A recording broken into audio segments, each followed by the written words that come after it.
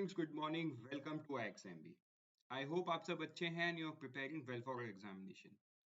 तो शुरू करते हैं आज का हमारा करंट अफेयर, जो कि है 9 नवंबर 2022। Right, so before I begin, I always keep reminding that download the PDF and download the BPDA. There is a reason, because I want you to remember everything that you are watching and reading from any sources. Right, so revision through BPDA would be an easy affair. Right? So download the BPDA and revise it as and when you required it. तो सबसे पहले news हम शुरू करेंगे, which is very important, mangrove alliance for climate, MAC at COP27। तो जैसा कि आपको पता है, ये जो COP कॉन्फ्रेंस ऑफ पार्टीज, ये कहाँ पे चल रहा है? इजिप्ट शहर, मतलब इजिप्ट में चल रहा है। शहर का नाम है शर्म अल शेख। ठीक है, तो ये COP27 के साइडलाइंस में a launch of an alliance called Mangrove Alliance for Climate, ठीक है, ये लॉन्च हुआ है एट COP27 इजिप्ट। तो एक तो आपको याद ये रखना है कि ये लॉन्च कहां पे हुआ है, ये इजिप्ट में हुआ है।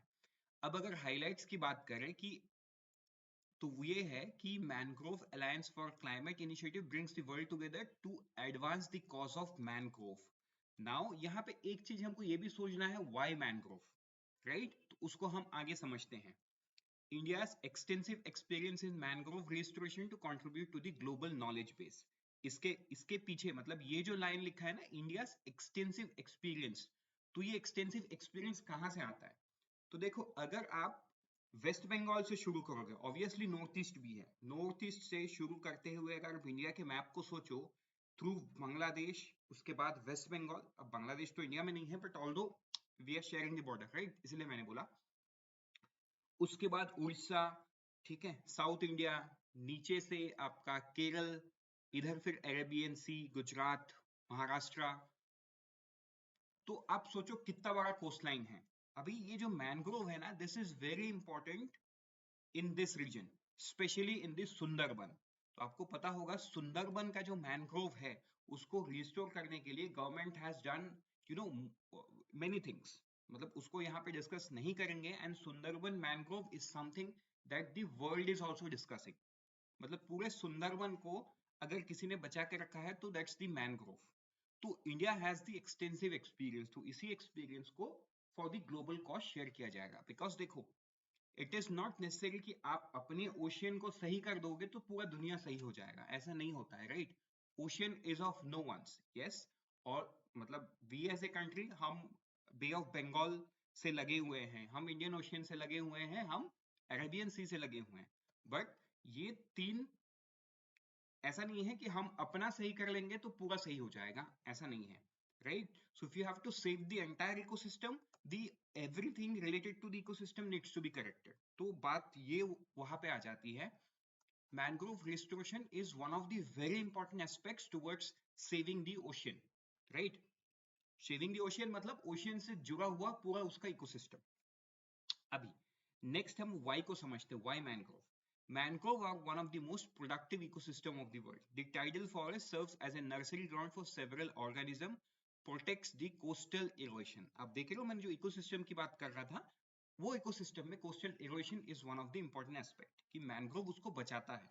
अगर मैनग्रोव नहीं रहे तो ऑर्गेनिज्म नहीं रहेगा, ऑर्गेनिज्म नहीं रहेगा तो इरोशन होना शुरू हो जाएगा, इरोशन होना शुरू हो जाएगा तो ओशियन का वो जो मतलब इकोसिस्टम है वहां पूरा खराब हो जाएगा, ठीक है? Then providing livelihoods for million people beside harboring any viral element in its habitat. Mangrove are distributed in the tropical and subtropical region of the world, are found in 123 country. तो देखो, ये ट्रॉपिकल एंड सब tropical, ये आपको शायद पता होगा, equator line के ऊपर नीचे से tropic of cancer and tropic of capricorn गुजरता है, राइट? तो ये जितने भी कंट्रीज टॉपिक ऑफ कैप्रिकॉन और टॉपिक ऑफ कैंसर के बीच में आते हैं, they are called as tropical countries, right? उसके पीछे का वजह क्या है कि इन कंट्रीज में सनलाइट सबसे ज्यादा आता है। मतलब ऐसा ज्योग्राफी में माना गया है कि इक्वेटर के पैरेलल में सन है, करेक्ट? एंड थोड़ा सा मतलब अर्थ तो टिल्टेड है, बट उतने बड़े एस्पेक्ट को नहीं समझते हैं। But let us in basic sense understand कि ये दोनों लाइन के बीच में, topic of cancer and tropic of Capricorn के बीच में जो सनलाइट है वो सबसे ज्यादा आता है, राइट? सो मैनग्रोव भी डिस्ट्रीब्यूटेड यहाँ पे हैं, and there are 123 countries where mangroves are found. Mangrove are among the most carbon rich forest in the tropic. ठीक है? Mangrove are the economic foundation of tropical coastal region. With notable adaptive feature, mangrove are natural and forces of tropical and subtropical motion. They are the best option to fight against climate change sequences like sea level rise and increasing frequency of the natural calamity like cyclone and substorm surges. ठीक है, ये आपको clear हो गया होगा. This, let's move to the next news, that is QS Asia University Ranking 2023. तो देखो सबसे पहला इसको रिलीज किसने किया? इसको ये जो रैंकिंग है क्यूएस एशिया यूनिवर्सिटी रैंकिंग, इसको रिलीज करती है क्वाड कोरली साइमंड्स. ठीक है, क्वाड कोरली साइमंड्स. अगर हम हाइलाइट्स की बात करें तो as many as 19 Indian universities featured among the top 200. दुनिया के टॉप 200 में 19 यूनिवर्सिटीज ने जगह बनाया अपना. But their ranking is obviously different, तो हम रैंक्स को तो देखेंगे. यहाँ पे आपका लिखा भी हुआ है, आप देख पा रहे हो. With IIT Bombay once again topping the list. तो आईआईटी बॉम्बे बहुत पहले से वो टॉप में ही चल रहा है, बट पूरे दुनिया में उसकी रैंक देखेंगे तो पूरे दुनिया में उसकी रैंक है 40, बट इंडिया में तो टॉप है. This is the highest number of Indian universities ever making it the top 200. Top 200 में 19 यूनिवर्सिटी इस बार है, and this is the top. तो टॉप में कौन है? आईआईटी बॉम्बे, उसके बाद है IIT Delhi at 46, IISc Bangalore. तो मतलब अगर आप इंडिया रैंकिंग बोलोगे, दिस इज 1 2 3 4, ये हो जाएगा 5, ये 6, ये 7, ये 8, ये 9, ये 10, right? And this is how it is. University of Delhi at 85, IIT Roorkee 114, Jawaharlal Nehru University at 119, University of Calcutta at 181, Jadavpur University, which is also in Kolkata, right, is at 182, Anna University at 185. देखो Chandigarh university is the youngest university in the list, मतलब बहुत जल्दी ये अच्छा काम कर रही है, सो दैट यू नो ये पूरे दुनिया के रैंकिंग में they have come. Obviously the ranks is 185, but yes है तो ठीक है, दैट्स 185 उनका रैंक है, जो अन्ना यूनिवर्सिटी का भी 185 है. देन आईआईटी इंदौर, ठीक है, bits Pilani, Jamia Millia Islamia University at 188, Amity Noida University, मतलब Amity University at Noida at the last with 200 rank. Top 200 में सबसे लास्ट एमिटी यूनिवर्सिटी है. Right, so with this let's move to the next news. वो है PM unveils logo theme and website of the India's G20 presidency. Like you all know, G20 का जो presidency है वो India का शुरू हो रहा है फ्रॉम 1 दिसंबर 2022, राइट, अगले महीने की पहली तारीख से. तो इसका जो लोगो है, वेबसाइट है एंड थीम है, इसको Indian prime minister Narendra Modi ji ने लॉन्च कर दिया है. करेक्ट. अब इसके पीछे कुछ वजह है, ये आप देख पा रहे हो, राइट. G20 एक लोटस सिंबल है, एक अर्थ का सिंबल है, आप देख पा रहे हो इंडियन फ्लैग का कलर है, राइट. देखो ये सेकंड वाला पॉइंट देखो, G20 logo inspiration from the vibrant colour saffron, white, green and blue. ठीक है, ये पूरा है इसमें. अब ये ब्लू क्यों? Blue to show the mother earth.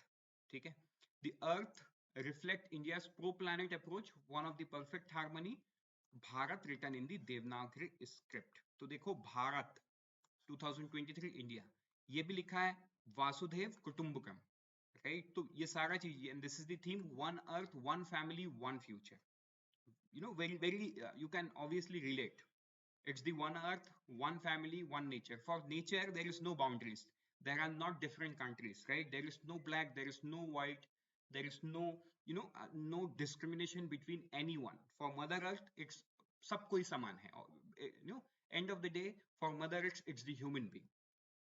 So considering that it's one family and everyone has the same fate, चाहे वो अमेरिकन हो या चाहे वो अफ्रीकन हो, फेट तो सबका ही सेम है, राइट.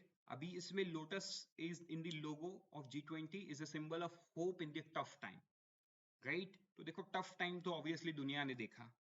टफ टाइम कई तरीके से, एक है मैनमेड है, कई नेचुरल है, कोविड-19 है, right. Manmade like you know, अब कोविड-19 डिबेटेबल है, but let's not debate that. But you know, manmade like Russia Ukraine war, global supply chain में जो खाने के सामान को लेके प्रॉब्लम हो रहा है, फॉर एग्जांपल वीट, है ना. तो ये सारा चीज. सो अगर हम G20 की बात करें तो देखो, जो G20 का प्रेसिडेंसी है वो इंडिया में समवेयर अराउंड 200 मीटिंग्स होगा, but the important fact is कि ये 200 मीटिंग सिर्फ न्यू दिल्ली में नहीं होगा. This will be in 32 different sectors in the multiple location across India. इसका मतलब ये है कि दुनिया भर से जो राजनायक लोग आएंगे, ठीक है, राजनायक इन द सेंस नेता लोग आएंगे, ब्यूरोक्रेट्स आएंगे, right, officers from different country representing very crucial position from their respective country. They would visit India for this meeting, and they will not only visit New Delhi, they will not only see the capital side, I mean the capital city of the country, they will also get to see all different sides of India. तो obviously government has very big plan. अभी आगे हमको समझ में आएगा when things get started. With this, let's move to the next news, that is new Tamil Nadu policy 675,000 crore. तो देखो, जो तमिलनाडु है, मतलब they have set a very good policy, you know, that seeks investment worth rupees 75,000 crore in aerospace and defense industries in the next 10 years. अगले 10 साल का target है उनका. अगर हम हाइलाइट्स की बात करें, Stalin inaugurated the Tamil Nadu smart and advance manufacturing system TANSAM and Tamil Nadu advance manufacturing centre of excellence. ठीक है, ये दो इनॉग्रेट उन्होंने कुछ दिन पहले किया है. Tansam is set up by the Tamil Nadu Industrial Development Corporation Limited in association with Siemens with an outlay of 251.54 crore. Tansam will look into the electric vehicle, aerospace, electric vehicle, marine, green energy, biotech, ये सारा sectors लिखा हुआ है. ठीक है, ये तानसम का जो आपका फुल फॉर्म है वो आप देख लो, right. This is something that you will have to remember, and is set up by whom? With GE Aviation with an outlay of 141 crore. ठीक है, तो this is something आपको ये याद रख लेना है. आगे बढ़ते हैं हम next news पे, that is okay, this is a news from yesterday, so this is already done. With this, let's move to the few one-liners. World Travel Market 2022. India participate in World Travel Market at London. ये कहाँ पे हुआ? London. Theme क्या है? The future of the travel starts now. ठीक, तो यही आपको याद रखना है. अभी ऐसा क्यों है? बिकॉज कोविड-19 की वजह से ना पूरी दुनिया में tourism has seen a back foot. तो उसको फिर रिवाइव करने के लिए all country are trying to make the future of travel starts now. ये कहाँ पे सेटअप हुआ, मतलब ये कहाँ पे हुआ? ये लंदन शहर में हुआ. ठीक है, 25 diplomat of national board DNB. तो देखो, DNB एक पोस्ट ग्रेजुएशन डिग्री है for MBBS, right. So Government of India has granted 265 seats, medical seats, several government hospital in Jammu Kashmir across 20 districts, right? तो मतलब एक तो वहाँ का लोकलाइजेशन भी होगा कि वहाँ के कुछ बच्चे बाहर नहीं आना चाहेंगे तो वही पढ़ सकते हैं. अब बाहर से कुछ बच्चे जाके वहाँ पे करेंगे, obviously they are not बच्चे, they are MBBS because they are going for post graduate, but yes, तो वो जाके वहाँ पे करेंगे. सो मतलब क्या होगा ना, कल्चरल मिक्स होगा. जम्मू कश्मीर को यूनिफाई करने में things will go easy and government is trying with this small steps. Next is, as you all know, Garuda, जो कि एक एयरफोर्स एक्सरसाइज है between Indian Air Force and the France Air Force, right? लेकिन एक point आप ये भी note करो कि ये जो गरुड़ा है यहाँ पे मतलब उनके जो एयर स्टाफ है वो भी आए हुए हैं, राइट. तो कल के दिन में दोनों एयर स्टाफ ने रेस्पेक्टिव कंट्रीज के, है ना, मतलब they have flown their aircraft, means air chief भी पार्टिसिपेट किए इस एक्सरसाइज में. तो उनके एयर चीफ का नाम आप याद रखो, बिकॉज जनरल अवेयरनेस में probably it can come. Chief of air staff of France air force, general Stephane Mille today. ठीक है, ये है नाम, स्टीफन मिली. लेकिन अपना जो एयर चीफ है वो तो आपको पता ही होगा, air chief marshal VR Chaudhari. ये दोनों नाम आपको याद रखना है. With this let's move to the few one liners. Company law tribunal. आपको पता है company law tribunal is they have the judicial power. So government of India has appointed a total of 15 judicial and technical members at the NCLT. तो बहुत दिन बाद ये appointment हुआ. किसका अपॉइंटमेंट हुआ है वो 15 नाम आपको याद नहीं रखना है, but yes, there are 15 people who have been selected. अब reusable launch vehicle, तो देखो this is one step towards modernizing the entire aerospace sector. तो ISRO is trying first runway landing experiment, ठीक है, RLV LEX. तो ये ISRO try करने जा रहा है from aeronautical test range in Karnataka Chitradurga district. अभी यहाँ पे एक चीज समझो कि ये होगा कैसे, राइट? मतलब रीयूजेबल लॉन्च व्हीकल मतलब आज के दिन में जो PSLV या GSLV है जिससे लॉन्च होता है, राइट? तो ये जो लॉन्च व्हीकल होता है ना, ये का अलग अलग स्टेज होता है, स्टेज 1, स्टेज 2, स्टेज 3। ऊपर तो सिर्फ इतना ही जाता है पोर्शन, जिसके अंदर में जो सैटेलाइट्स है ना वो सब मतलब जैसे अर्थ के एटमॉस्फेयर या अर्थ के ग्रेविटेशन फील्ड से बाहर चला गया, तो तब तक ये सब स्टेज मतलब यूज होके नीचे समंदर में गिर जाते हैं। मतलब ये रियूजेबल नहीं हुआ, एक बार जो गया तो गया, वो नहीं आता है। तो but now they are trying to do reusable launch vehicle, जो कि टेस्ला ऑलरेडी कर चुका है। I am very sorry, not Tesla, it's SpaceX, ठीक है? Because both the countries, both the companies are controlled by the same owner, इसलिए you know Tesla निकल गया। But yes, it's SpaceX. SpaceX already ऐसा कर चुका है। स्पेसएक्स का जो एक लॉन्च व्हीकल है वो जाता है, जब उसका स्टेज सेपरेट होता है ना, वो रिटर्न आता है लॉन्च पैड में।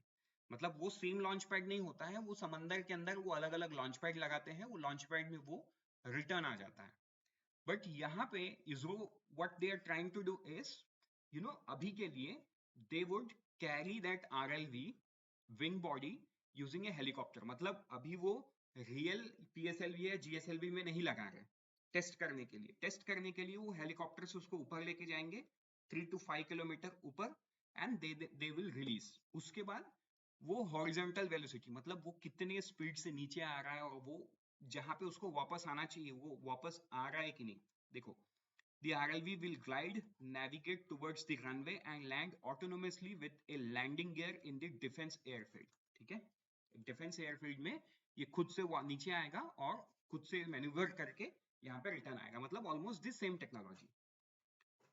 ठीक, तो आई थिंक ये आपको क्लियर हो गया। Next is India first private rocket. तो ये आपको मतलब जान लेना है, प्राइवेट रॉकेट का नाम क्या है? प्रारंभ, जिसका इंग्लिश मीनिंग होता है द बिगिनिंग, ठीक है?